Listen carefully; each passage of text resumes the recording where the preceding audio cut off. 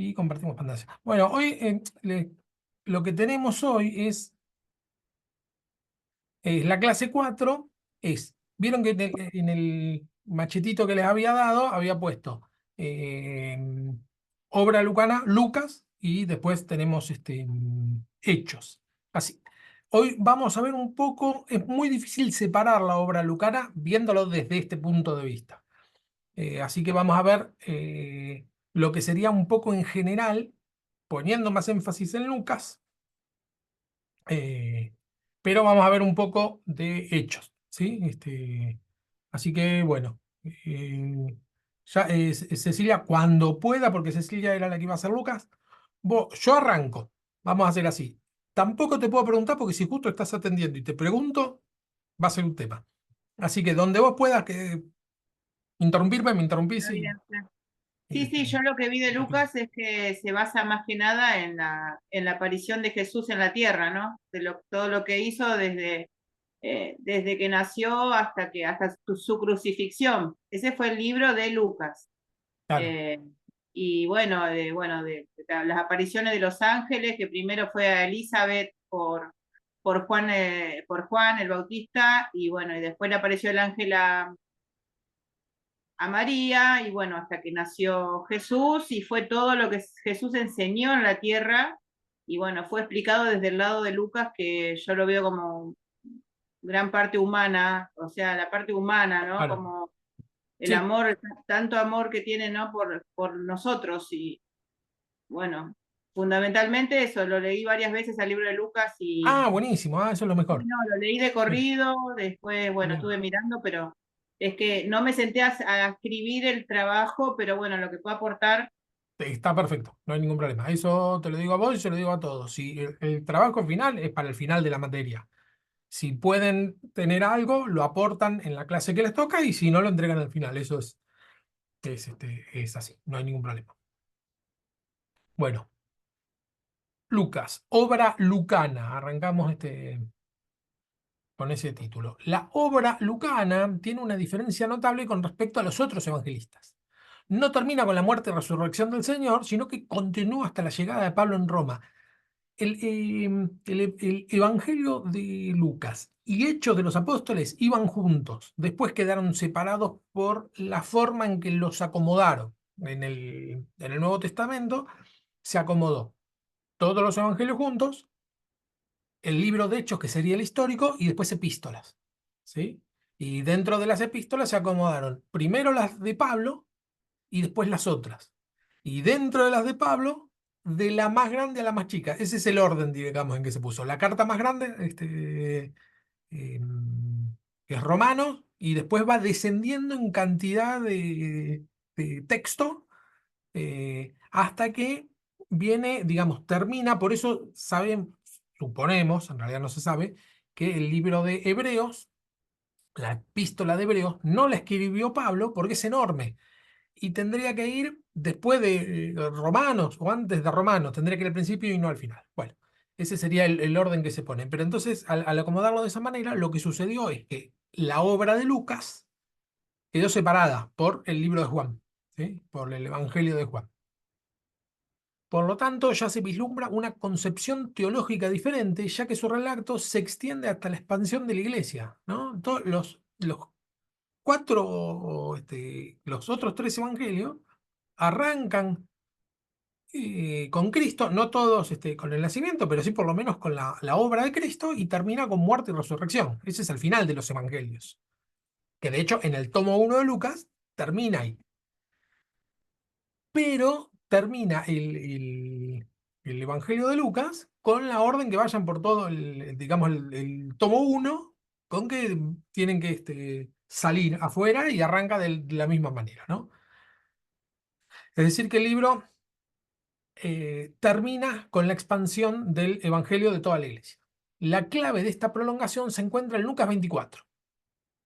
Lucas 24, 45 al 47 dice: Y entonces abrió sus inteligencias para que comprendiesen las escrituras y les dijo: Así está escrito, que el Cristo padeciera y resucitara de entre los muertos al tercer día, y se predicara en su nombre la conversión para perdón de los pecados de todas las naciones, empezando desde Jerusalén.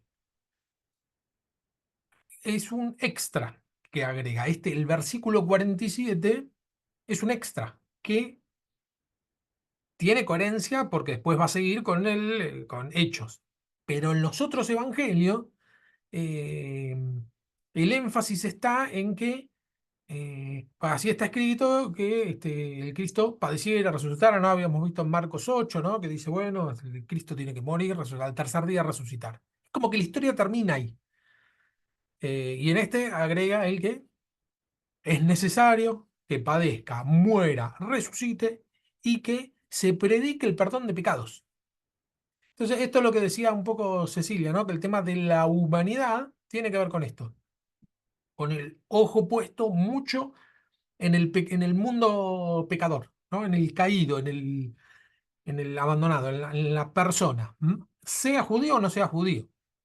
Si hay un libro que no es para judíos, es el libro de Lucas. Un evangelio es el de Lucas. No está, el objetivo no está puesto en los judíos. Y esa idea la tenemos desde el principio, ¿sí? Con la genealogía. ¿Qué característica tiene la genealogía de Lucas? A ver si alguno sabe. Tiene muchas características. Yo también una pregunta más amplia. ¿Desde dónde comienza la genealogía de Lucas? Del año 82 puede ser, No, eso es otra cosa que sí, pone fechas muy sí, porque historiador. ponen 10 décadas antes o 10 después, no, no dice exacto.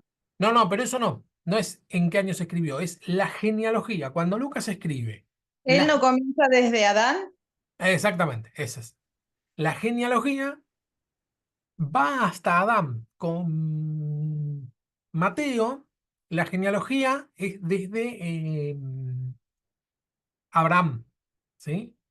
Bueno, hay una diferencia enorme en esos dos pequeños detalles. Es que Abraham es el padre de los judíos. Entonces, si yo voy a demostrar quién es Cristo y voy desde Abraham, lo que estoy queriendo demostrar es que era un buen judío.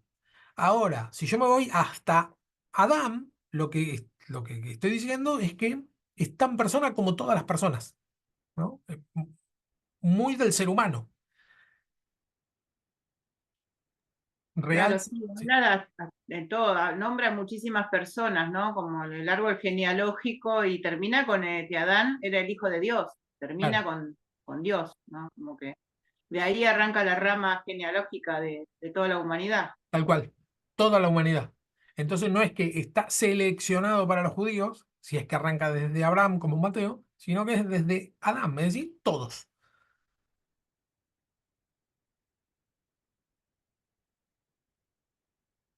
A los elementos tradicionales querigma quiere decir proclamación en griego, del querigma cristiano, muerte y resurrección según las escrituras, añade un tercer elemento, que es este. Y se predicará en su nombre la conversión de la conversión para perdón de los pecados a todas las naciones, empezando desde Jerusalén.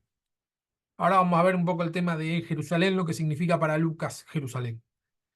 Pero bueno, es la proclamación de la iglesia que recién arranca, era muerte y resurrección de Cristo, ¿no? Hay cosa más importante que la muerte y la resurrección de Cristo, porque implica la victoria de la vida sobre la muerte, el triunfo, ¿no? Pero acá en la proclamación de Lucas son tres elementos: muerte para perdón de pecados, resurrección, victoria, y conversión para perdón de pecados, ¿sí? Y digamos, el objetivo de todo esto es que todos se conviertan. La primera generación cristiana estaba constituida en su totalidad por judíos, ¿no?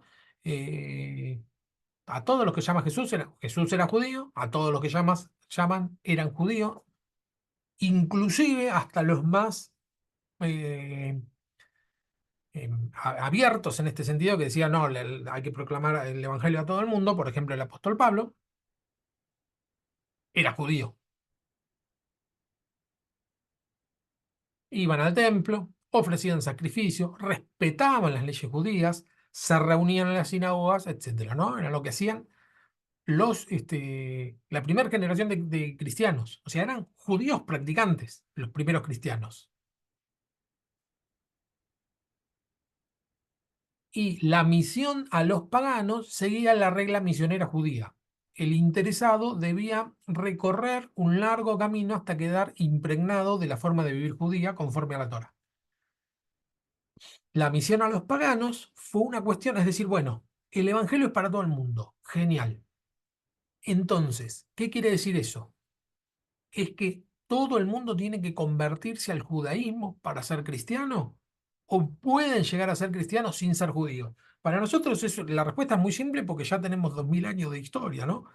Pero para los que recién arrancaban, el Señor les había dicho que su evangelio tenía que ser predicado hasta el fin del mundo, tienen que ser los testigos, etcétera, pero no les aclaró, pueden ser judíos o no, ¿no? Cuando estaban en la tierra. Entonces fue una gran decisión que tuvieron que tomar los primeros cristianos. Es decir, bueno, tomar una decisión guiados por el Espíritu Santo sin la palabra directa de Jesús, ¿no? Acá vemos un típico ejemplo de tomar decisiones con sabidurías, guiándote por un poco lo que dijo Jesús, lo que está en las Escrituras, etcétera, pero como no era algo explícito con respecto a esto, bueno, tomar una decisión guiados por el Espíritu Santo. Y luego, si estaban dispuestos a circuncidarse, podían entrar al pueblo de Dios, ¿no? Para ser judío tenían que circuncidarse. Era el paso más limitante, más extremo, lo que más limitaba al resto de las personas a tomar la decisión por el judaísmo. A estas personas procedentes del mundo de la gentilidad que se circuncidaban se los llamaba prosélitos. ¿Sí? Pablo menciona varias veces, esto lo vimos en la materia anterior, es el que no es judío por sangre, pero sí que acepta el judaísmo y cumple con todas las leyes, incluida la de la circuncisión.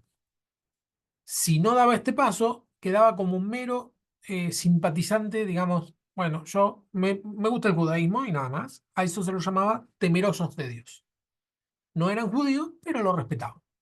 ¿Sí?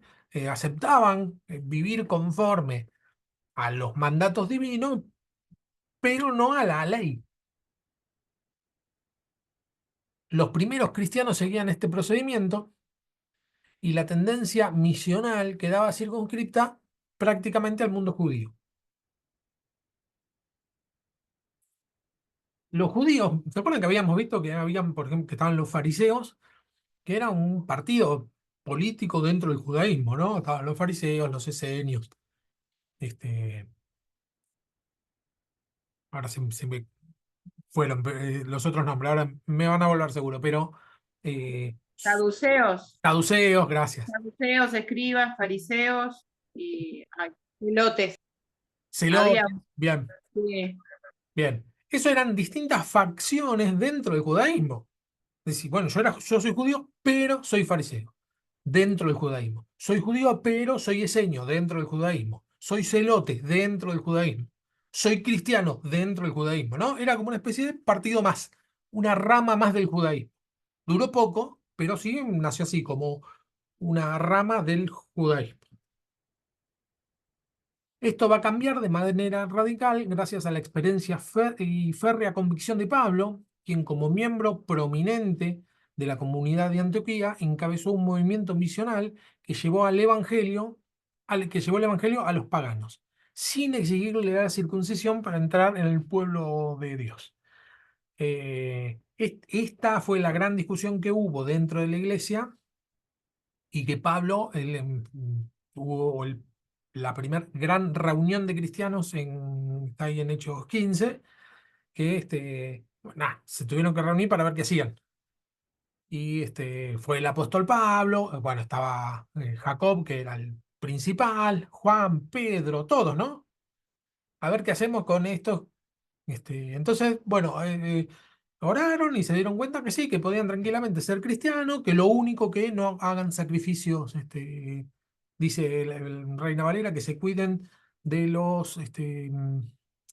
de fornicación y de ahogado. Dice, ahogado es sacrificios, ¿no? Paganos. Es decir, bueno, que no forniquen y que no hagan sacrificios paganos. Lo único que le vamos a pedir. Y que pueden ser cristianos. Esa fue la conclusión que se llegó, estando todos de acuerdo, orando, guiados por el Espíritu Santo, porque no tenían una dirección clara de Jesús. Jesús no les dijo cómo llevar a cabo esto, no porque se lo haya olvidado, entiendo yo, obvio, no es que Jesús se haya olvidado algo, sino que habían decisiones que era necesario que se tomen como iglesia, como cuerpo, ¿no? Que no, se pongan todos de acuerdo y que tomen una decisión. Tiene que ver con el crecimiento espiritual. Y lo más interesante, vuelvo para atrás, lo más interesante, la forma que entendían de iglesia era muy comunitaria, porque por un lado vemos esto, ¿no? Que vendían todo y tenían todas las cosas en común, y por otro lado, las decisiones no lo tomaba, no era piramidal, no es que Jacob, como era el líder de la iglesia de Jerusalén, tomaba las decisiones porque era el que estaba al mando. Y él decidió tal cosa y listo, ¿no? Así verticalista, como vemos en la iglesia católica, que es bien verticalista, es el papa el que toma todas las decisiones, o en algunas ramas de las iglesias evangélicas, donde, bueno, tenemos un apóstol o aunque no sea apóstol, un pastor que él solo toma todas las decisiones. Bueno, no era la forma en que empezó la iglesia. Yo entiendo que es un lío tomar decisiones por consenso. Es un lío. Y lo que suele terminar pasando es que no se toma ninguna decisión, ¿no? Nos pasamos todo el tiempo pensando qué vamos a hacer, somos muchos, y hasta que no lleguemos a un acuerdo no se hace nada. Pero hay iglesias que funcionan así hoy.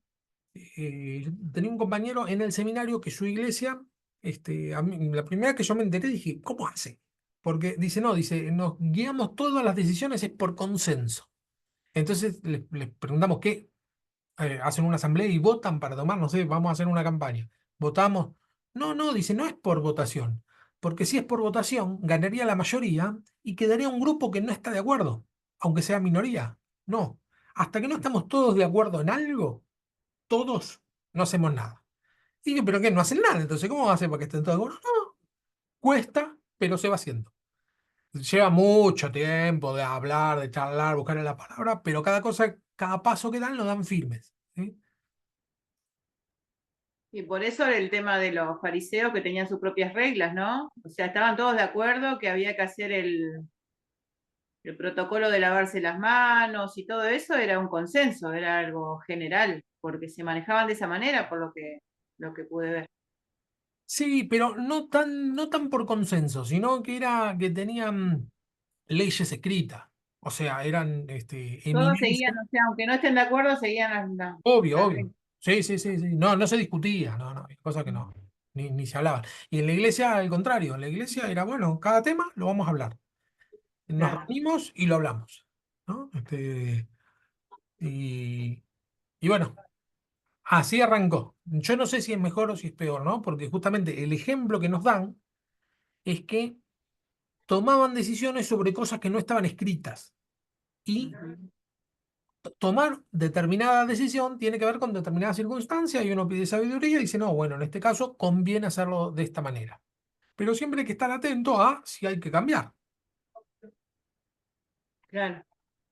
Pues está la ley de Dios y la ley del hombre. Exactamente, tal cual.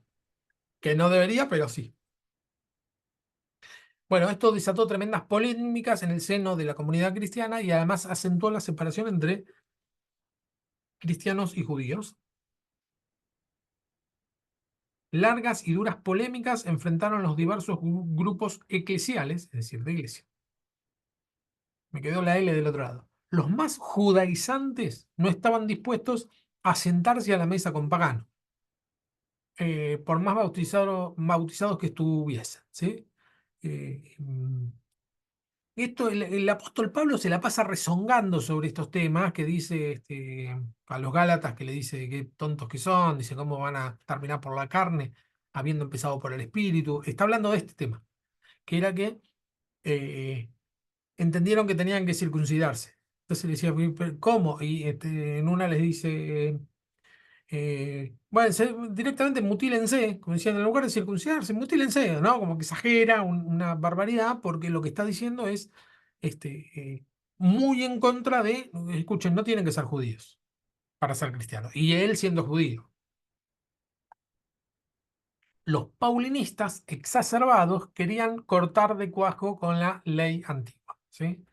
El, el- que el gran formador de la iglesia terminó siendo el apóstol Pablo, el que terminó dándole forma a estas cuestiones, que los que fueron discípulos de Jesús, por lo menos no tenemos evidencia que hayan tomado esa dirección.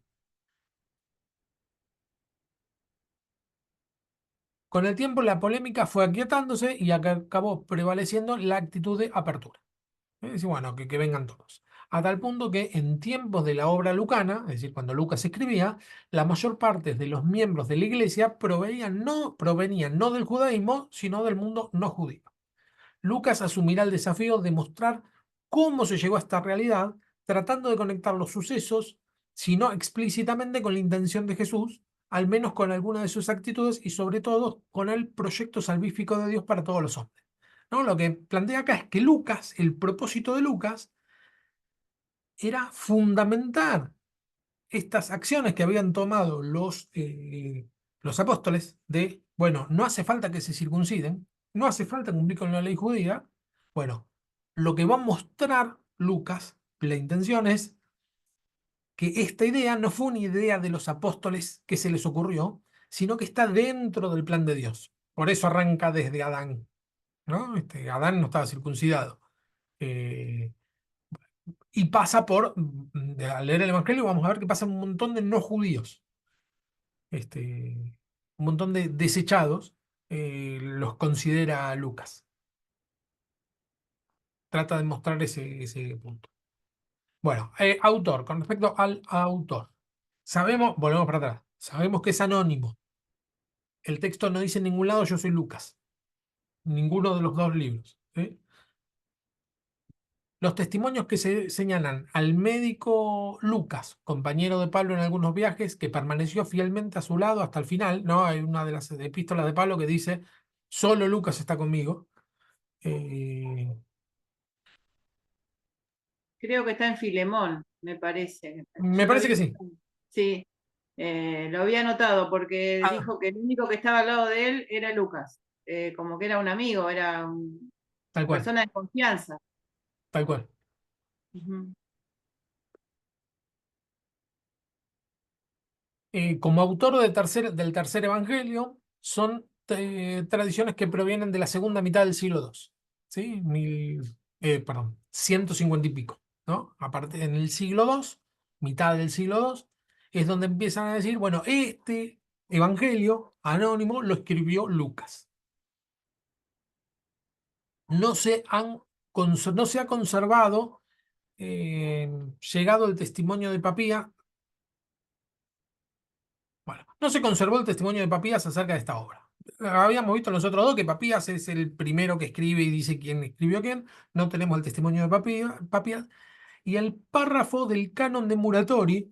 ¿Se acuerdan? El canon de Muratori era un canon antiguo que lo descubrió un tal Muratori en el siglo XX, principio del siglo XX, final del siglo XIX. eh, que se encontró un párrafo en el canon que Muratori había encontrado que trata el Evangelio de Lucas que se ha conservado muy mal, por lo que algunos datos que transmiten no pueden interpretarse con certeza. Dice así el texto encontrado.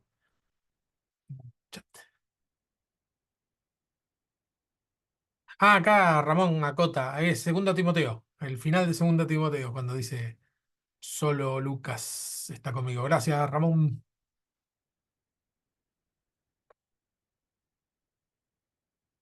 Dice así el texto. La tercera reseña evangélica es. Arranca diciendo esto, no es que dice cuál es, pero dice, bueno, la tercera reseña evangélica es según Lucas. Entonces, si el orden en que se pusieron los libros fue el mismo desde principio de siglo, bueno, la tercera es el que leemos y que conocemos como Lucas, y este canon, en el canon de Muratori, menciona a Lucas. Y dice quién era Lucas. Lucas era médico de profesión. Después de la ascensión de Cristo, Pablo lo tomó consigo porque era un buen literato. ¿no? Eso también es interesante. Escribe muy bien Lucas, es uno de los mejorcitos. Escribían todos bien, ¿no? Eso, los mejorcitos es una opinión mía.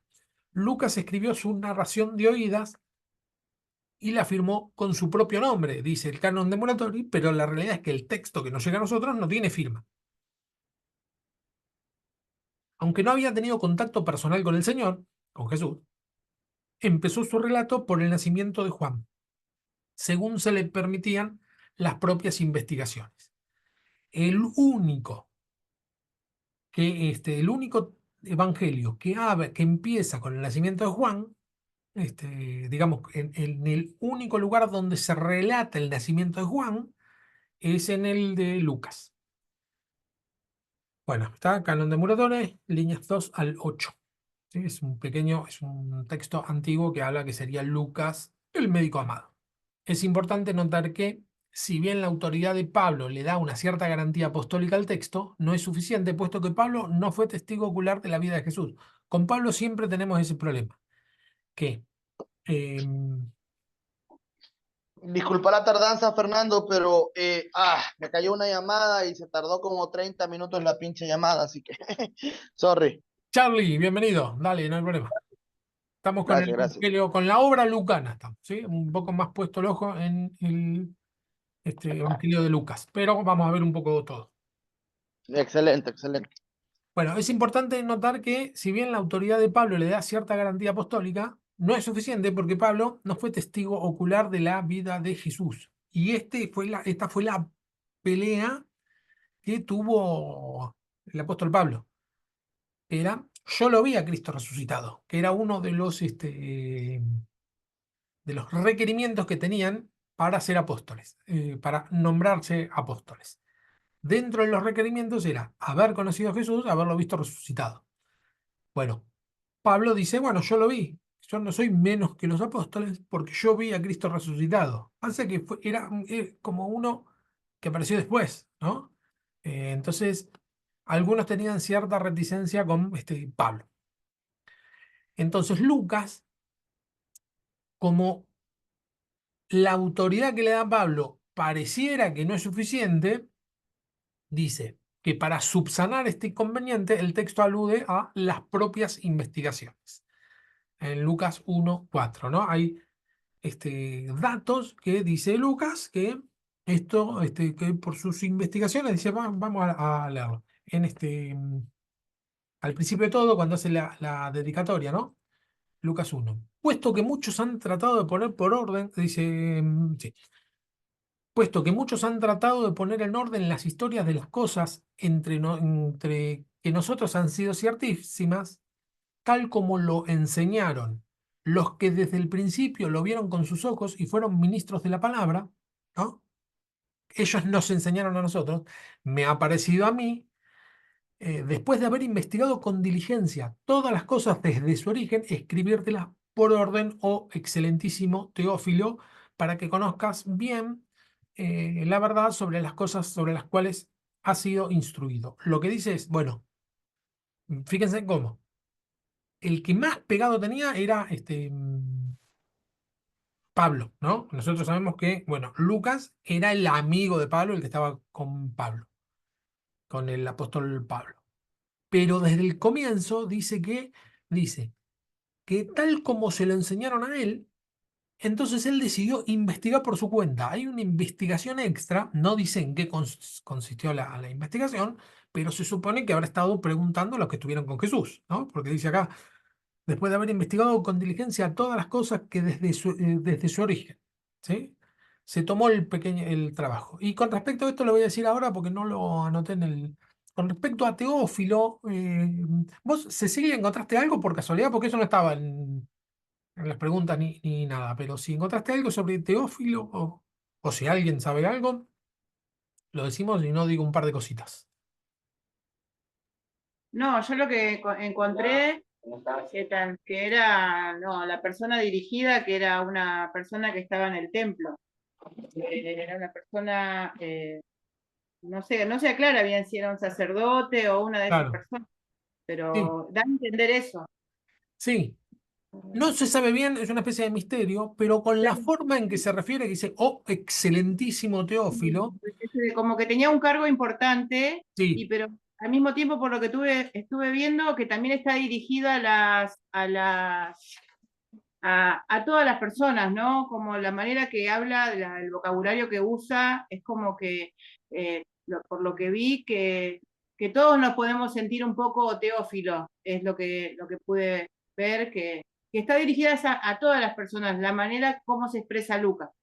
Eh, exactamente, y sí. también, y también leí que era excelente su escritura y su vocabulario y le ponía mucho énfasis a los sentimientos y todo lo que enseñaba Jesús, por eso es lo que dije al principio, ¿no? Pero no, exactamente qué cargo tenía, no, No, no lo pude averiguar. no, está perfecto lo que dijiste, porque en realidad no se sabe. Si decías algo más, estaba de más, o, si, o tenés una revelación que nadie la tuvo nunca. Es, o una persona muy destacada por el título excelentísimo, o somos todos nosotros, porque está todo escrito en griego y la palabra Teófilo es una palabra griega. Dice que significa amado de Dios. Exactamente. Entonces, está escribiendo todo en griego y la palabra Teófilo quiere decir amado de Dios, de tal manera que si nosotros traducimos, podemos traducir todo o Teófilo no. Es interpretación. Si yo traduzco todo, tendría que ser o excelentísimo amado de Dios. Porque, ¿por qué no se traduce eso? Bueno, pues es una concepción del traductor. Me ha parecido a mí, después de haber investigado con diligencia todas las cosas desde su origen, escribírtela por orden o amado de Dios. Entonces, ahí, bueno, entramos todos, ¿no? Y el excelentísimo sería una especie de, este, este, de darle una dignidad superior a la persona, al ser humano, ¿no? Porque tiene que ver con todo el evangelio, ¿no? No solo con la, ¿cómo se dice? Sí, con las palabras hoy.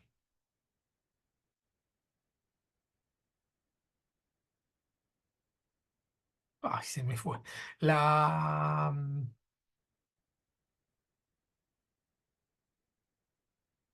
¿A dónde querés ir, Fer? quiero ir a Adam. Ah, La genealogía. genealogía, gracias. Es una palabra que la usamos 20 veces hoy. Bueno, no solo por la genealogía que va a Adán, sino que todo el evangelio está puesto en las personas. Por lo tanto, este Teófilo puede que sea una persona de renombre o puede que a todos nosotros, los que lo leemos, nos trate con excelencia como si fuéramos personas importantes, ¿no? Que es la idea que tiene él. Perfecto, gracias. Seguimos.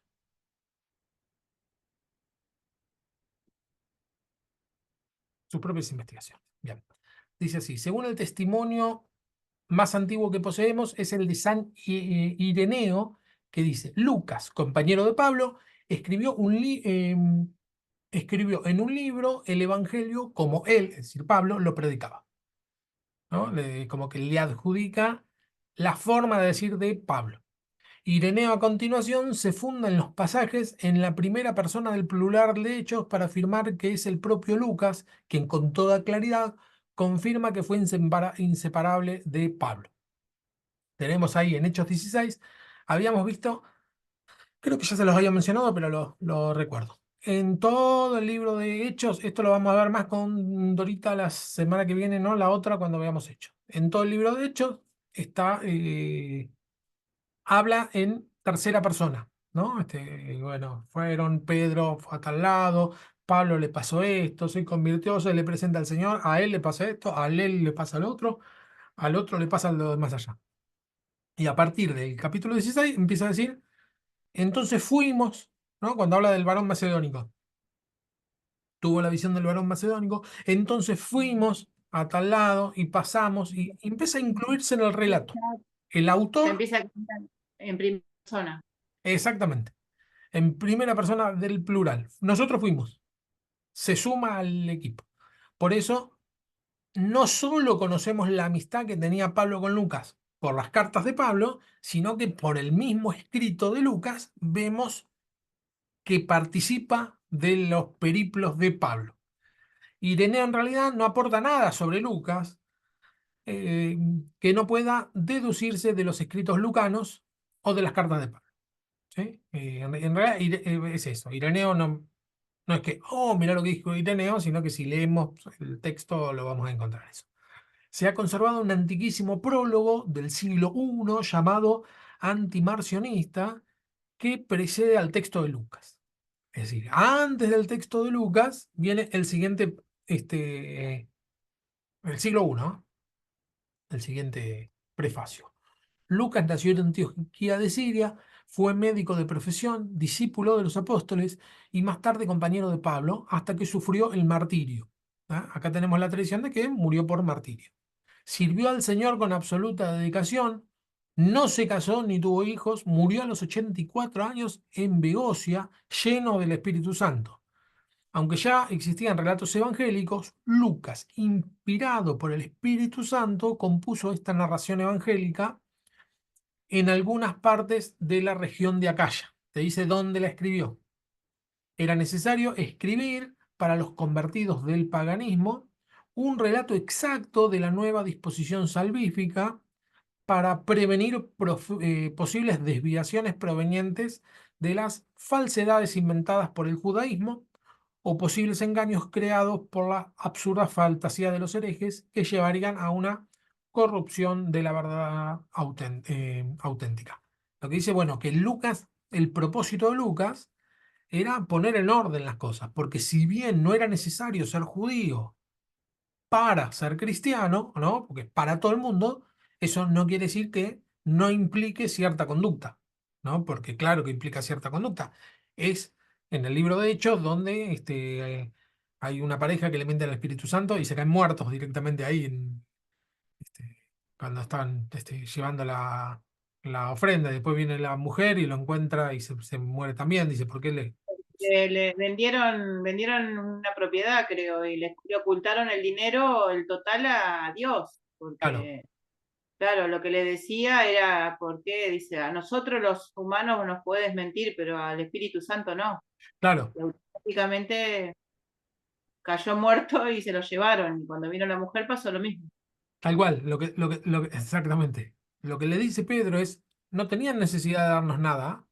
¿Te Claro. imaginas, Ah, te imaginas, Fernando? Todo el mundo dice que quieren un avivamiento, un despertar como la iglesia primitiva, un esto allá. ¿Te imaginas cuántos muertos habrían en la iglesia ahora? claro, claro, tal cual. Porque el tema ahí es mentir al Espíritu Santo, pero ¿con qué? Con la finanza. ¿Te Mm, imaginas cuánta gente caería muerta ahorita cuando haga lo mismo que Cáfira en un avivamiento? sí, y el tema es que no hay excusa, entre comillas. La realidad, bueno, tampoco nos vamos a meter ahí porque no salimos más. Pero el punto es que es que no es del Antiguo Testamento. Decimos, no, bueno, eso era en el Antiguo Pacto, ahora estamos en un pacto nuevo. No, no, no, transcurre en el Nuevo Testamento con la iglesia cristiana. Sí, tal cual. Eh, Porque, porque hay algo que la iglesia cristiana tiene que entender y eso es bueno. Estos textos son buenos, son lindos, porque Dios no cambia. Él no cambia. No hay un Dios del Nuevo Testamento y un Dios del Antiguo. claro, claro, El mismo Dios. tal cual. Y es lo bonito de estos textos. Bueno, de comienzo del siglo II es el testimonio de Tertuliano. Tenemos Tertuliano, distingue entre evangelios escritos por apóstoles y evangelios escritos por contemporáneos a los apóstoles. Con relación al tercer evangelio, dice: sin embargo, Lucas no era apóstol, sino únicamente contemporáneo de los apóstoles. No era maestro, sino discípulo y, consiguientemente, inferior al maestro y, por lo menos, tan posterior como su propio maestro, es decir, el apóstol Pablo, ¿no? Otra vez ligan a Lucas con el apóstol Pablo. Ahora lo más interesante es cómo el apóstol Pablo está muy ligado a Marcos, ¿no? Lo habíamos visto cuando vimos Marcos, mejor dicho, en Marcos se puede ver el testimonio, lo pegado que estaba con Pablo y con Lucas también. Entonces algunos, para distinguir un poco esto, porque cómo puede ser que teniendo al mismo maestro, apuntaron a dos públicos, ¿no? Entre comillas, ¿no? Dos prototipos de persona totalmente distintos, porque Marcos apuntaba mucho a los judíos y Lucas mucho a los gentiles. Lo que se dice es que Marcos, dice el texto, es que Marcos no solo estaba en relación con Pablo, sino que estaba en relación con Pedro. Y lo que escribe es de lo que aprendió de Pedro. ¿Sí? Ese sería el tema. Sí, Yo tenía entendido, o yo escuché y leí una vez que Marcos terminaba siendo discípulo de Pedro y Lucas discípulo de Pablo, pero Pablo a la vez discípulo de Jacobo, el que muere en Jerusalén en el año 70, que fue tirado por Tito de arriba. ¿quién? Sí, sí, ¿quién era discípulo de Jacobo? Pablo. Y no, no, no, no, por lo menos no, yo nunca lo escuché y no porque él estaba, había una cuestión ahí entre Jacob, por lo menos lo que nos cuenta Hechos de los Apóstoles, que es que los principales, que era Jacob, Juan y Pedro, estaban en Jerusalén y se quedaban en Jerusalén. Y Pablo salía afuera ¿cómo se dice? A las misiones. El que lo pastoreó es Bernabé a Pablo. Es el que lo toma primero, le enseña, ¿no? El que lo tiene de entrada. Y con Jacob, por lo menos en el libro de Hechos, con Jacob se encuentra una vez en el concilio de Jerusalén, hablan y listo. Después con Pedro se encuentra otras veces, muchas más veces, pero por lo menos en la Biblia no hay testimonio que hayan tenido una relación tan íntima. Lo que Pablo se jactaba era que lo que él aprendió, lo aprendió directamente de Jesús. Me río porque tenía esta cuestión que iba en contra de todo, porque todos sentían que podían chapear, ¿no? Chapear en el sentido de mostrar la chapa, le digo a Charlie que no es argentino, chapear decimos cuando, no sé si en El Salvador se usa, la chapa de policía, que es decir, bueno, muestro mi insignia, ¿no? Los apóstoles que estuvieron con Jesús, bueno, podían decir, yo estuve con Jesús. Pablo no, entre comillas. Y sin embargo, Pablo decía, ¿cómo yo, a mí el Señor me hizo el tratamiento, soy tan apóstol como los demás, vi a Jesús resucitado? Cosa más chocante, ¿no? Más chocantes para los que creían que tenían un lugar importante. Pero sí, Sí, cuenta igual en el libro de Hechos que Pablo se apartó 3 años para estudiar sobre Jesús. claro, claro, pero Se no, apartó. No, pero no cuenta, sí es verdad, digamos, no dice nada que fue instruido por claro, Jacob ni nada por eso, pero yo tenía entendido eso. nunca lo escuché. Puede ser que alguno haya encontrado algo, lo que pasa que nunca lo escuché, pero no quiere decir que no sea, ¿no? Que alguno encuentre alguna sutileza para suponer eso, o algún texto contemporáneo de la época que a mí se me haya escapado.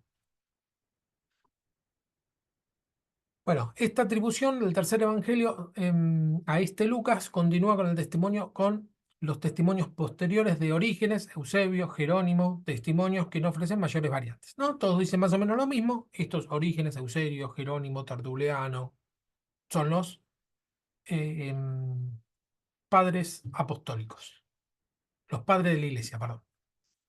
Lucas, oriundo de Antioquía por su linaje y de profesión médico, fue la mayor parte del tiempo compañero de Pablo. Mas su trato con los otros apóstoles tampoco fue superficial. De ellos adquirió la terapéutica de las almas, ¿no? Es decir, la sanidad de las almas, de las que nos dejó ejemplo en los libros divinamente inspirados que compuso, no ya con lo que había oído, sino con lo que había visto por sus ojos. Recordemos que médico no era médico como lo entendemos nosotros. Un médico, eh, podía ser un carnicero, un veterinario, un curandero, ¿no? No había una profesión de médico recibido. Eh, Podría ser un médico, una persona que se dedique a lo que entendemos como enfermería hoy, ¿no? Entablillar un quebrado, etcétera. Eh, Podía ser un brujo, ¿no? Porque hacía medicinas Un sobrenaturales. curandero. Un Hacía los curandero, primeros auxilios, ¿no? claro. ¿Cómo? Los primeros auxilios hacía, y aparte salían con cosas raras que, bueno, sí, Claro, no sé. Ahora no me acuerdo los ejemplos, pero no sé, decían cada cosa, pero no había nada de estudio en ese tiempo sobre el cuerpo humano. exactamente. Sí. Este, mm, entonces, nada, médico de esos médicos, ¿sí? Es que la realidad es que decir médico no quería decir mucho. Por ejemplo, como dice Cecilia, un ejemplo sería a las mujeres cuando las consideraban impuras por menstruar, y cosa que es algo normal, pero ellos lo consideraban como una impureza. Claro. No, bueno, pero eso estaba en la ley. El médico, la diferencia es que trataría de curarla. Se decía que las que tenían, que no tenían flujo, que era que las asustaban, no me acuerdo cómo, lo habíamos visto en una de las materias. Trataban de asustarla porque con un susto se le cortaría, una cosa así, ¿no? Parecen prácticas rarísimas que tenían. Este,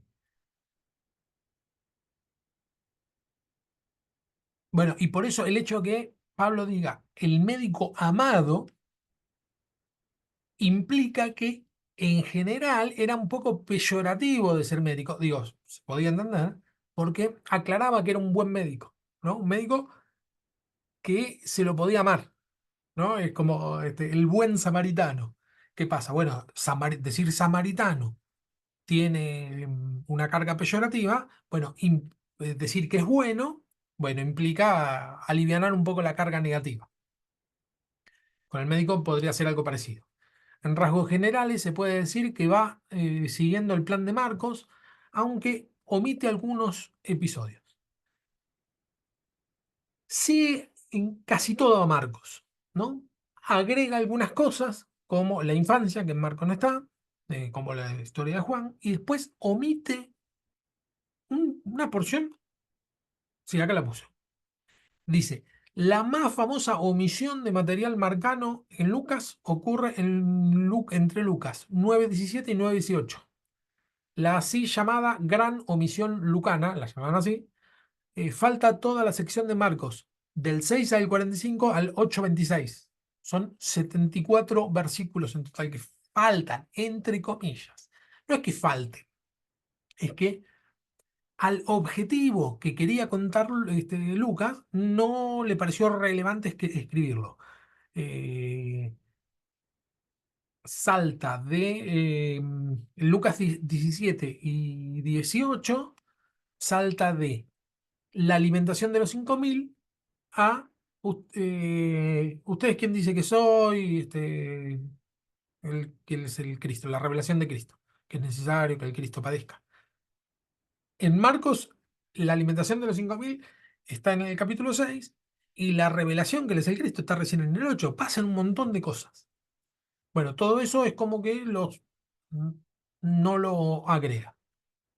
Dentro de esta sección, en Marcos, tenemos el encarcelamiento de Juan el Bautista. Lucas lo pone mucho antes. Eso suponiendo que seguía Marcos. La otra es que siempre más o menos se cuentan las cosas iguales, que él quiera poner en orden y contar unas cosas y otras no. Bueno, tenemos un pequeño modelo de estructura. Lucas quiere elaborar una narración histórica a partir de las tradiciones sobre Jesús y la iglesia primitiva. Con esta intención busca situar cada una de las tradiciones de sus fuentes en contextos coherentes y determinados, y además intenta mostrar la relación de estos relatos con la historia del mundo. Dice, pues estas cosas no han ocurrido en un rincón, dice en Hechos 26:26. Esa frase, pues estas cosas no han ocurrido en un rincón, es una frase que dice Pablo, le dice a Herodes, lo que está diciendo es que sucedió en un contexto histórico. Es eso lo que quiere decir la frase.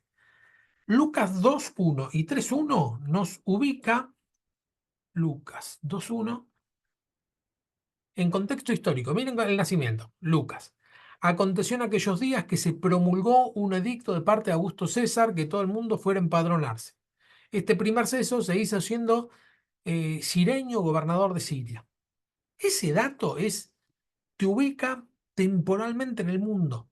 Estaba pasando en el mundo. Eso no pasa en ningún otro libro de la Biblia, a menos que esté relatando un acontecimiento, por ejemplo, los jueces de Israel, ¿no? Entonces, los jueces, los reyes de Israel, entonces te ubican, bueno, en Judá pasaba tal cosa, en Israel tal otra. En este caso, Lucas quiere ubicar temporalmente para que nosotros tengamos una idea de en qué año ocurrieron las cosas. Predicación de Juan el Bautista, 3:1. Y en el año 15º del imperio de Tiberio César, siendo gobernador de Judea Poncio Pilatos y Herodes tetrarca de Galilea, y su hermano Felipe tetrarca de Iturea y de la provincia de Traconite, y Lisiana tetrarca de Abilinia. Nosotros que buscamos palabra de Dios en la Biblia, este texto nos importa nada, lo pasamos de largo. ¿Qué me importa a mí? Yo quiero saber cómo voy a pagar las cuentas, ¿no? Pero lo que muestra es el carácter de Lucas, que lo que quería era de ubicarnos en un tiempo. Sí, bueno, esto ocurre acá, en este momento, con fecha. ¿Sí? Pasa que, bueno, como después se empezó a contar la fecha a partir de Jesús, a nosotros nos cuesta mucho ubicarlo, pero dentro del entorno estaba muy bien fechado. Si se te escapaba uno, tenías, si te escapaba Herodes tetrarca de Galilea, ¿cuándo había sucedido? Bueno, te ponía otros datos como para que te ubiques.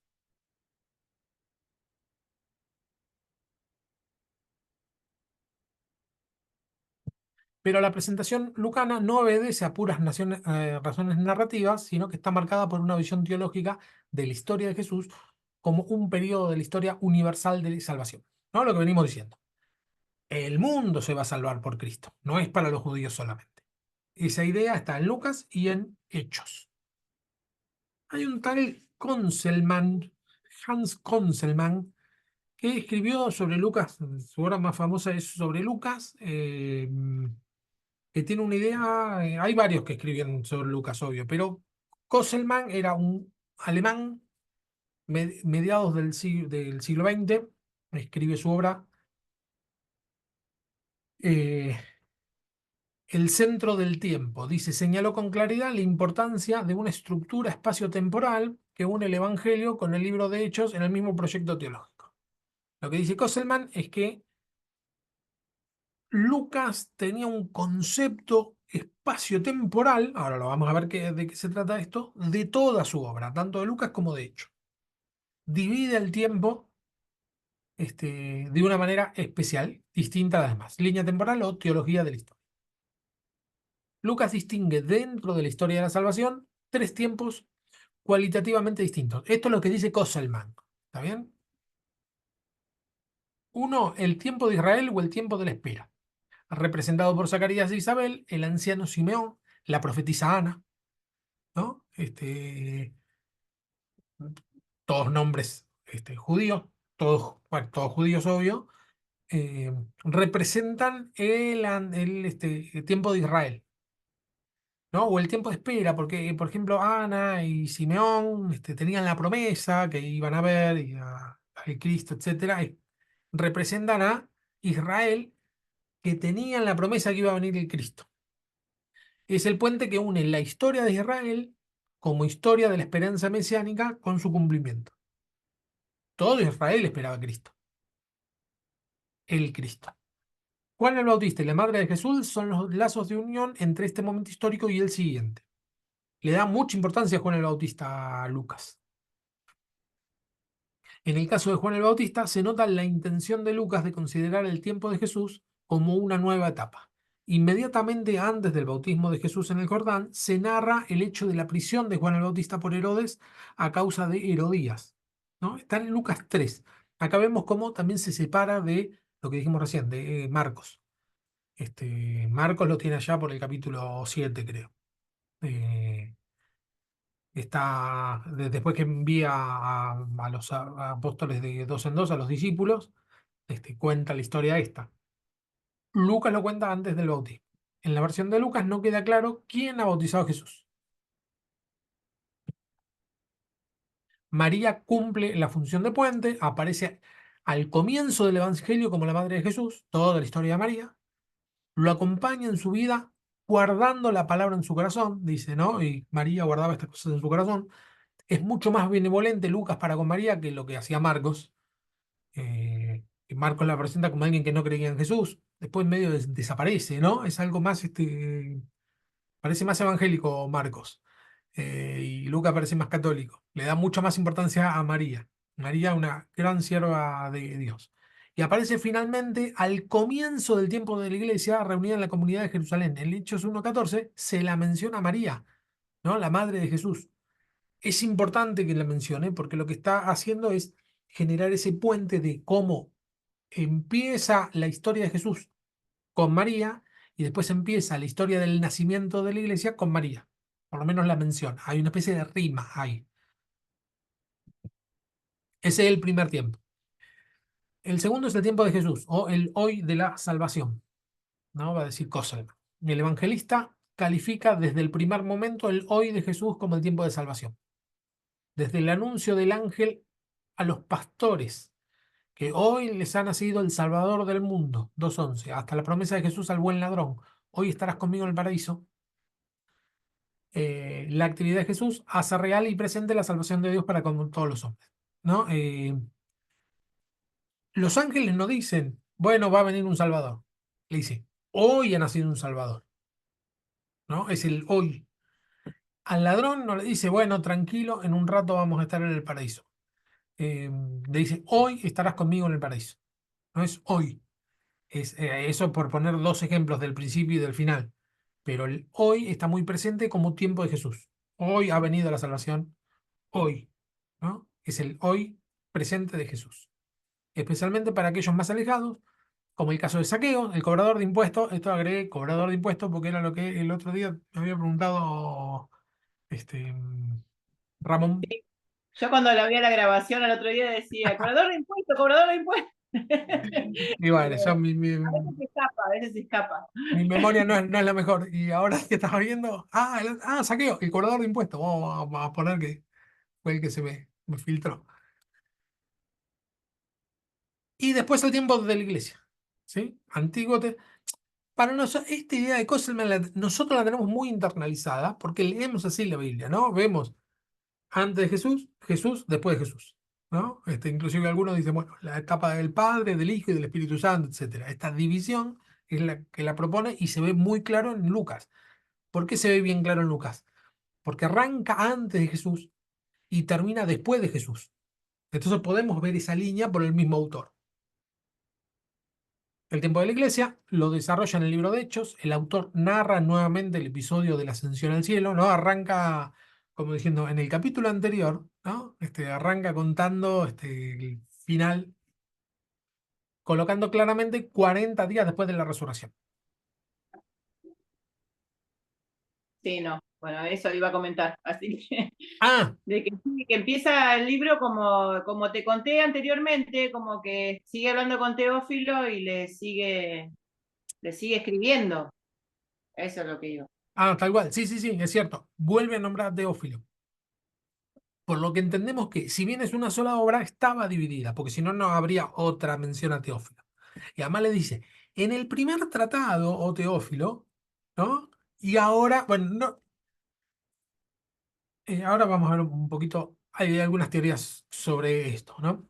Después de este periodo se completa el número de los apóstoles con la elección de Matías, ¿no? Esto está en el libro de Hechos, que eligen a Matías.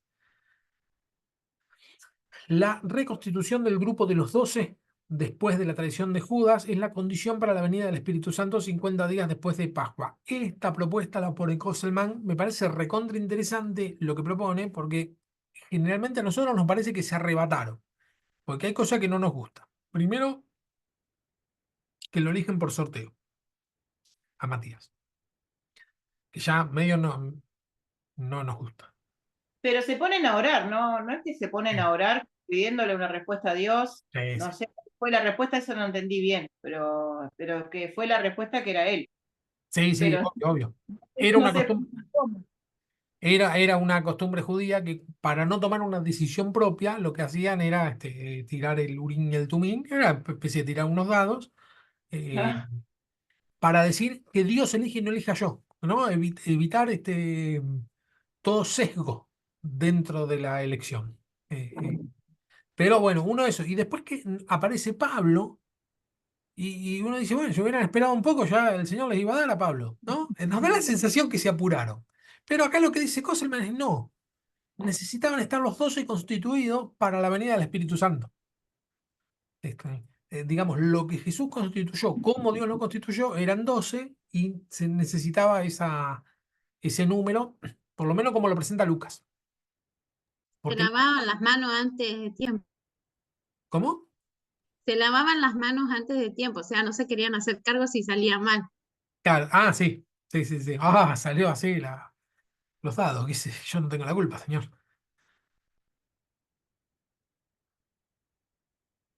La hora del nacimiento de la iglesia está señalada por el don del Espíritu Santo que en adelante guiará su camino y animará su crecimiento en toda la tierra habitada. Además, eso, tenemos eh, el Espíritu Santo desde Jesús, ¿no? Que concibe María a través del Espíritu Santo y la venida del Espíritu Santo en la iglesia. Hay una especie de rima entre las dos cosas.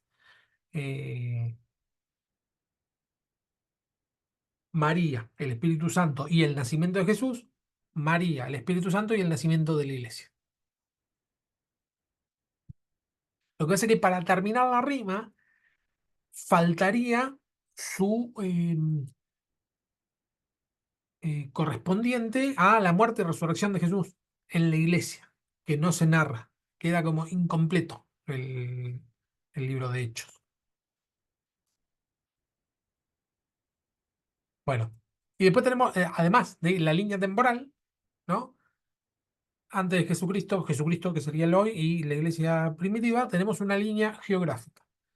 Lucas presenta una disposición geográfica que muestra peculiaridades respecto a la de los otros sinópticos que responde a una intención teológica propia. Es distinto para Lucas lo que significa eh, la geografía para Lucas de lo que significa para los otros. A partir del 951 introduce el motivo del viaje a Jerusalén. Para Para Marcos, Jerusalén lo habíamos visto, ¿no? Galilea es el lugar donde crece y el ministerio de Jesús, y Jerusalén es el lugar donde muere Jesús. Y Jesús le dice, esto es Marcos, Jesús le dice, bueno, vayan a Galilea, que ahí los voy a encontrar, etc. Galilea es el lugar donde se crece, Jerusalén es el lugar donde se muere. Para Lucas no es así.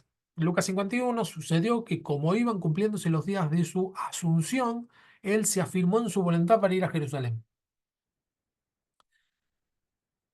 Hay una especie de viaje a Jerusalén a partir del capítulo 9. Decidió ir a Jerusalén, afirmó su rostro hacia Jerusalén, quiso ir a Jerusalén. A partir de aquí, los restantes episodios de la vida pública de Jesús quedarán enmarcados en esta especie de peregrinación a Jerusalén, el lugar por autonomía del cumplimiento de las Escrituras. Lucas 18:31, tomando consigo a los 12, le dijo, mirad que subimos a Jerusalén y se cumplirá todo lo que los profetas escribieron para el Hijo del Hombre. ¿No?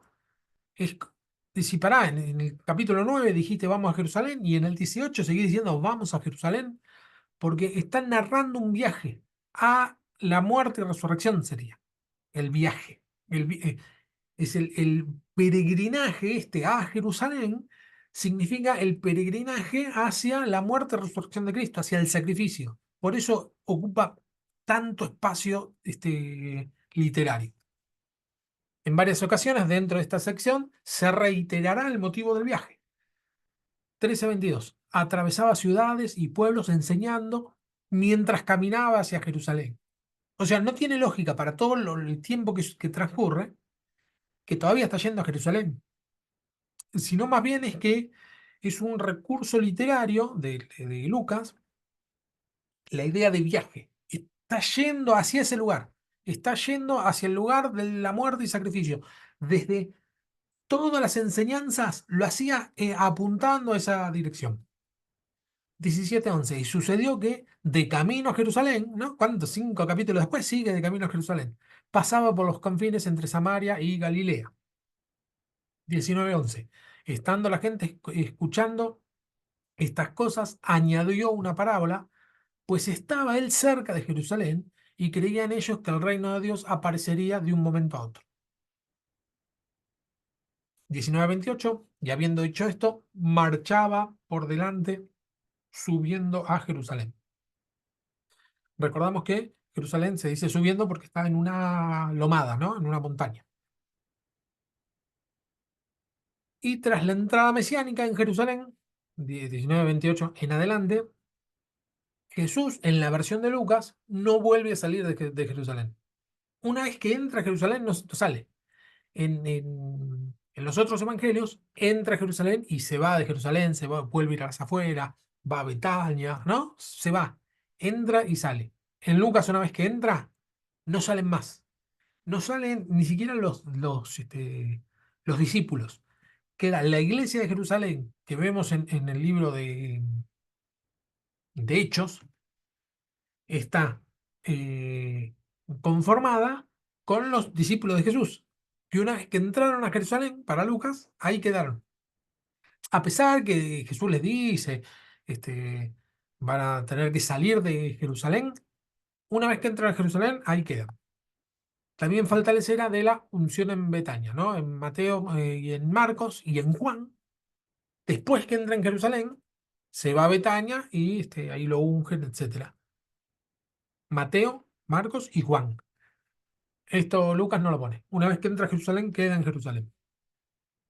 Lo mismo los discípulos, tras la resurrección de Jesús, el resucitado les ordena que se queden todos en Jerusalén hasta que sean revestidos por el poder de lo alto. La importancia teológica de Jerusalén, ¿no?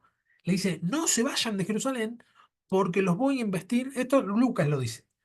En Marcos dice lo contrario. Le dice, vayan a Galilea porque ahí los voy a ver, ¿no? El punto es que no son contradicciones, sino que son conceptos teológicos. Este, ¿Qué es lo que significa Jerusalén? Es la ciudad santa. Lucas lo toma como la ciudad santa, no como la ciudad corrompida, que sí lo era, porque tenemos las escenas de no solo la purificación, sino la corrupción de los fariseos, como los fariseos, los escribas, los principales. Eh, pero a pesar de eso, el énfasis está puesto en lo santo que es Jerusalén, porque ahí es donde se va a derramar el Espíritu Santo. Lucas 24:49 dice así: Mirad, yo voy a enviar sobre vosotros la promesa de mi Padre. Por vuestra parte, permaneced en la ciudad hasta que seáis revestidos de poder. Sí. Quédense acá, no se vayan de Jerusalén, con poder de lo alto. Hechos 1:4-5. Mientras estaba comiendo con ellos, les mandó que no se ausentasen de Jerusalén, ¿no? Ya lo había dicho Lucas, al final de Lucas, lo repite en el principio de Hechos. Que no se ausentasen de Jerusalén, sino que aguardasen la promesa del Padre, que oíste de mí, que Juan bautizó con agua, pero que ustedes serán bautizados con el Espíritu Santo dentro de pocos días. Esta versión mucho me gusta, es rara, la Reina Valera, pero dice dentro de no pocos días. No hay ninguna alusión a Galilea como lugar de apariencia de resucitado. Lucas 24:6, distinto a Marcos y a Mateos. Marcos 16, Mateo 18, donde se le ordena ir a Galilea, ¿no? Marcos y Mateo le dicen, bueno, vayan a Galilea que ahí voy a estar. En Lucas dice, quédense en Jerusalén hasta que sean revestidos de poder. Jerusalén adquiere un significado completamente distinto que el que tiene para Marcos y Mateo. Se trata de la ciudad santa del pueblo de Dios. En ella y en torno a ella ocurren las apariciones del resucitado. No es que solo muere Jesús, sino que resucita y las apariciones del resucitado, del Jesús resucitado, aparecen en Jerusalén. Al igual que en Jerusalén, el templo desempeña ya desde la historia de la infancia un papel importante, ¿no? Cuando narra la historia de que Jesús predicaba en el templo, fíjense cómo le da una importancia al templo totalmente distinta a la de Marcos y Mateo, donde dice que el templo va a ser destruido y después lo va a edificar y nada. Que le dice, oh, mirá todas las piedras, todo cómo está compuesto. Bueno, no va a quedar piedra sobre piedra. Para Lucas, el templo es muy importante. Lo más extraño es que Lucas eh, es un evangelio a los gentiles, como vimos, o a todo el mundo. Sin embargo, la importancia del templo es fundamental para Lucas, más importante que para Marcos. Esto tiene que ver un poco con cómo el que escribe para adentro, ¿no? El que le habla a los suyos propios, a los judíos, como Marcos o Mateo, eh, señala mucho más las falencias o las corrupciones que el que escribe para afuera. Así, la entrada de Jesús en Jerusalén se representa como la entrada en el templo. La entrada de Jesús en la entrada en el templo. El templo continúa siendo el punto de reunión de la comunidad más antigua. Lucas 24, Hechos 2, Hechos 3, Hechos 5 y sucesivos. Y el lugar en que Pablo recibe el mandato para la misión a los paganos. En Hechos 22, 17, cuando lo envían a Pablo, lo envían desde Jerusalén. Cuando tienen que discutir un asunto, van a Jerusalén. Era la iglesia más importante, la iglesia de Jerusalén. Es el punto de partida del nuevo Israel de la iglesia. ¿Sí? Jerusalén. Y acá viene lo más interesante. Tras el Pentecostés, la dirección se invierte.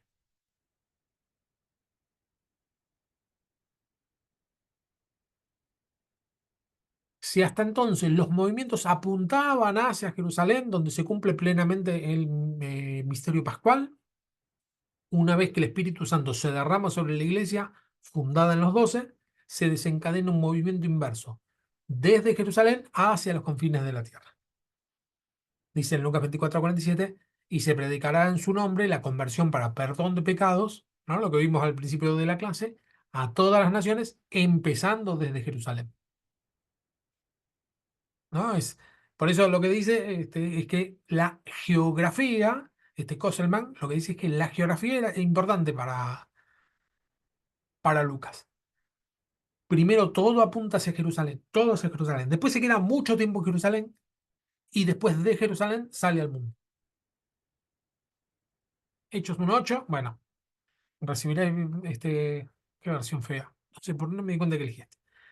Recibiréis poder cuando haya venido sobre vosotros el Espíritu Santo y me seréis testigos en toda Jerusalén, en Judea, perdón, en Jerusalén, en toda Judea, en Samaria y hasta lo último de la tierra. Vemos en anillos sucesivos. Recibirán poder en Jerusalén y van a ser testigos en Jerusalén, en toda Judea. Judea era toda la zona, ¿no? Donde estaba Jerusalén. Samaria eran los vecinos del lado, del norte. Y lo último de la tierra, lo último de la tierra no es Tierra del Fuego, cuando escribía Lucas. Lo último de la tierra era Roma, España. Como una locura de qué lejos nos fuimos. Vamos a molestar. ¿Cómo? No, no, no, es mi perrita, perdón. A Ah, mi perrita le dije, oye, estoy cocinándole acá y se me quedó viendo, perdón, no, no tenía la cosa abierta. La Kiki le dije que dejara de molestar.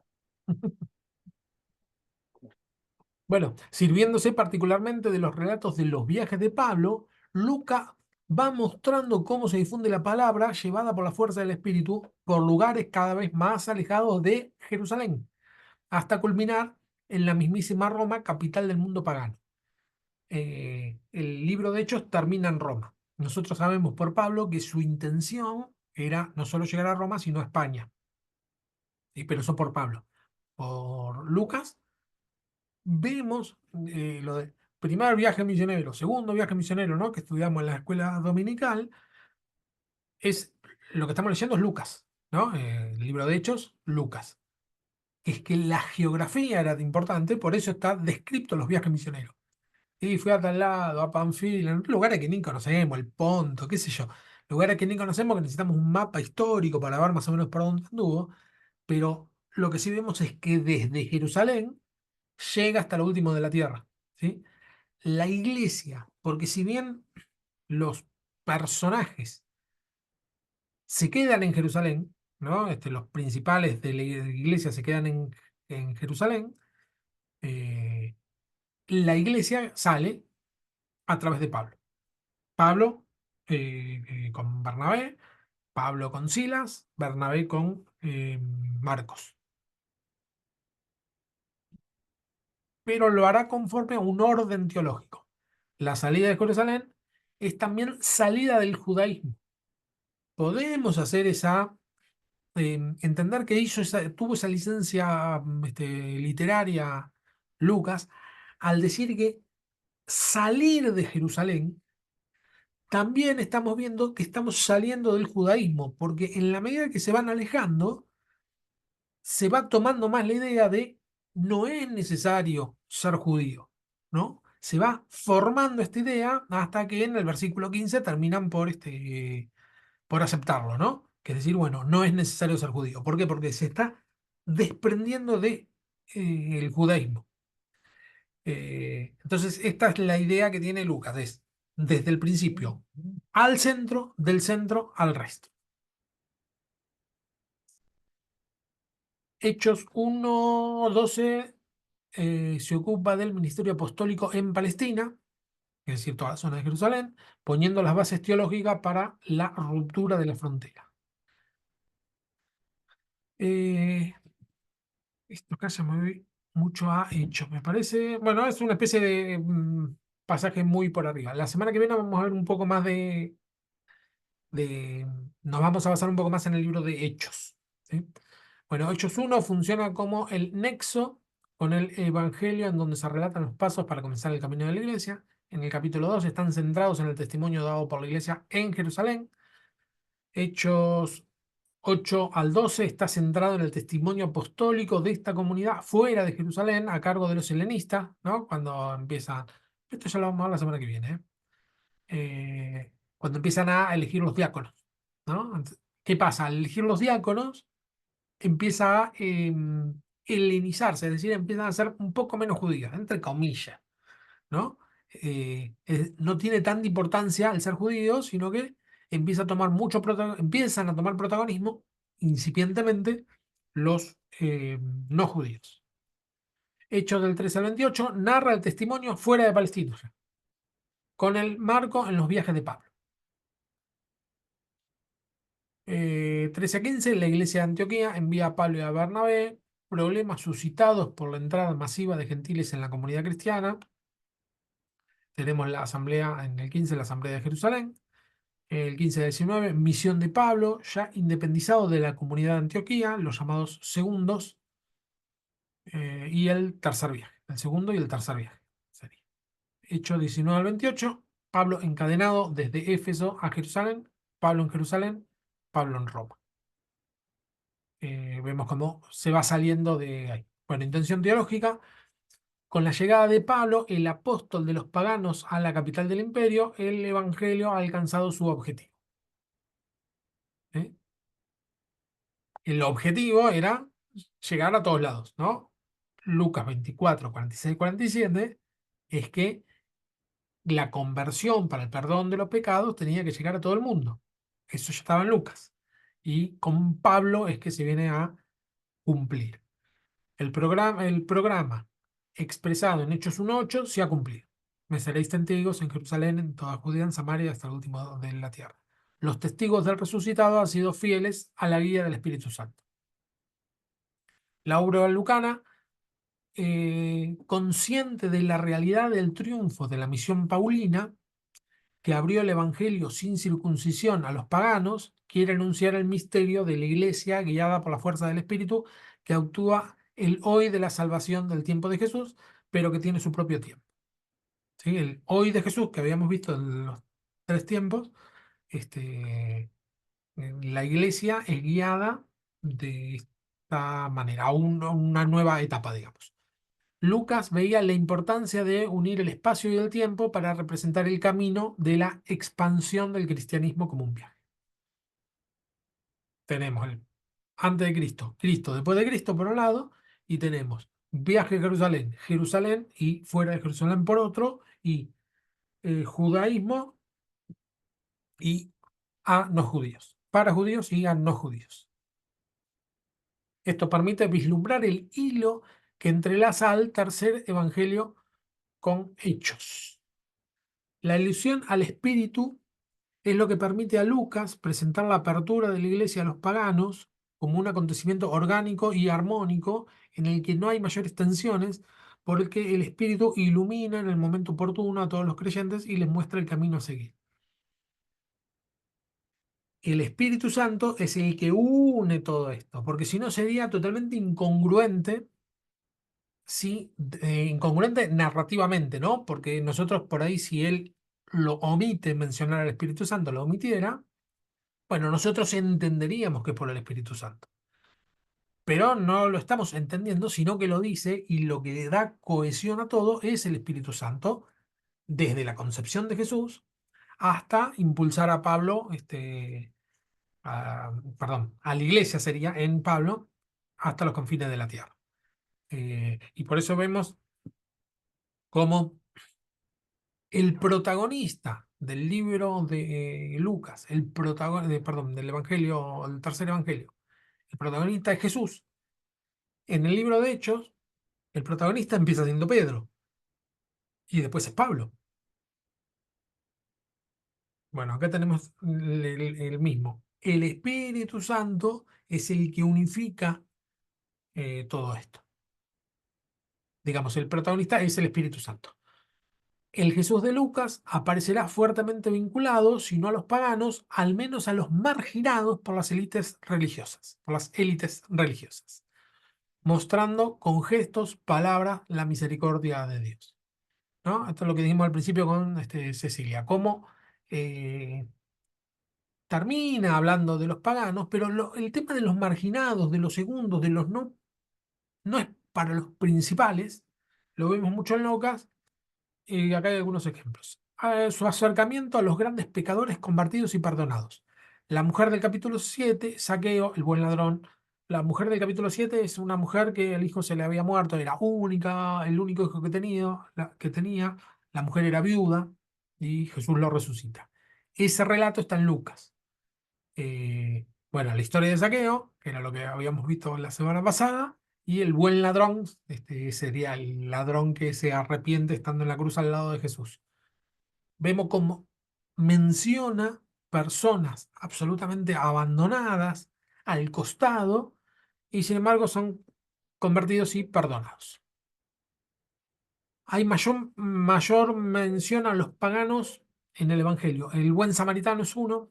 Recuerden que samaritano es una especie de insulto. El leproso samaritano que vuelve a dar gracia, ¿no? ¿Se acuerdan ese de los días del leproso, que el Señor sana, pero vuelve uno solo? O en el que vuelve era samaritano. Hay mayor cantidad de personajes femeninos en el libro de Lucas. María, Isabel, Ana, Marta, María. ¿Qué quiere decir? Está apuntando a los más despreciados, a los más relegados. Y hasta acá.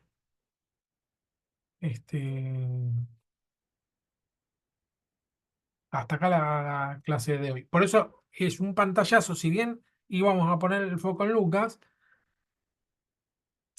no quise separarlo tanto de la obra general, porque como lo que estamos tratando de hacer es ver la obra en su conjunto, podría empezar, digamos, esta clase solamente con Lucas y la próxima clase solamente con Hechos, pero iba a terminar haciendo lo que estamos tratando de hacer, que es separar las obras.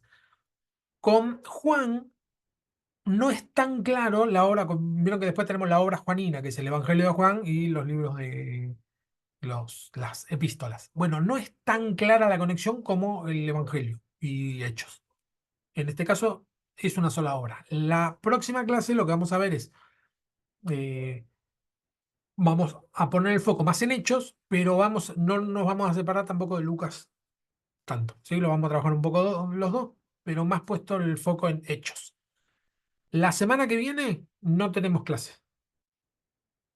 Eh, no sé, sí, no sé qué fecha es la que vamos a tener. El 25, está bien. Y el 25 es que tenemos Juan, ¿no, Nanu? ¿Que tenés vos?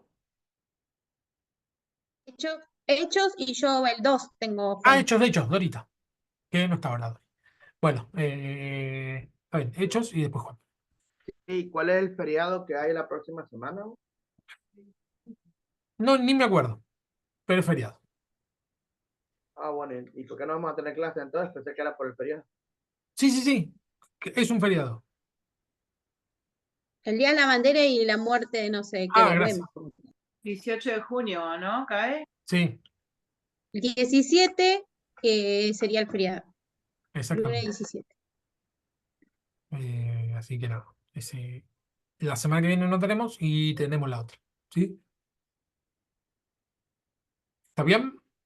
¿Hasta acá va bien? Está bien.